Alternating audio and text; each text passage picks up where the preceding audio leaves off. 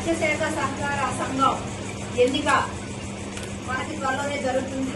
దాని నేపథ్యంలో భాగంగా బొబ్బిలి ఎమ్మెల్యే గారు, మన యువరాజు గారు, బేబీ నాయక్ గారు, అలాగే మొన్ననే నియమితులైనటువంటి అరకు పార్లమెంట్ అధ్యక్షులు మోజూరు తేజవతి గారు, అలాగే గ్రంథాలయ చైర్మన్ గారు, అలాగే దత్తి లక్ష్మణరావు గారు ప్రధాన కార్యదర్శి, అలాగే మన వెంకటనాయుడు గారు, అలాగే సుధా గారు, ఇక్కడికి విచ్చేసినటువంటి మత్స్యశాఖ మత్స్యశాఖ సంబంధించి డైరెక్టర్లకు అందరికీ నా నమస్కారం తెలియజేస్తున్నాను.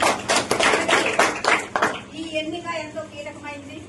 మరి మనమందరం కూడా ఒక ప్రతిష్టాత్మక నిర్ణయాన్ని తీసుకుని కూటమి ప్రభుత్వం పెట్టినటువంటి పథకాలన్నీ అందించే విధంగా చూడడానికి మన నాయకులందరూ మరి ఈ ఎన్నిక కోసం చాలా ఒక దీనిగా తీసుకోవడం జరుగుతుంది, ఛాలెంజ్ గా. కాబట్టి మీరందరూ కూడా అంటే గత 5 సంవత్సరాలు ఏం జరిగిందని పక్కన పెడితే ఇప్పుడు ఏం జరుగుతుంది అనేది మీరందరూ ఆలోచించుకోవాల్సిన అవసరం ఎంతైనా ఉంది. కాబట్టి మీ పనులు ఏమున్నా సరే తప్పకుండా మేము చేస్తాం.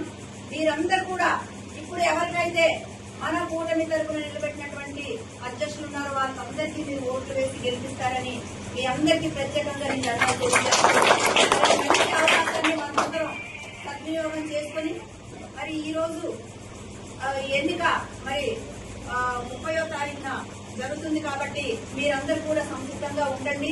మరి నా కుటుంబం నియోజకవర్గంలో 12 మంది ఉన్నారు. వాళ్ళందరినీ కూడా మరి చెప్పడం జరిగింది. కాబట్టి కురుపాము, పార్వతీపురం, మన సాగు ఇవన్నీ కూడా మరి మీరందరూ జాగ్రత్తగా ఇదై చేసుకుంటే మనకి ముందు మంచి అవకాశాలు ఉంటాయని మీకు అందరికీ నేను తెలియజేస్తూ ముగిస్తున్నాను.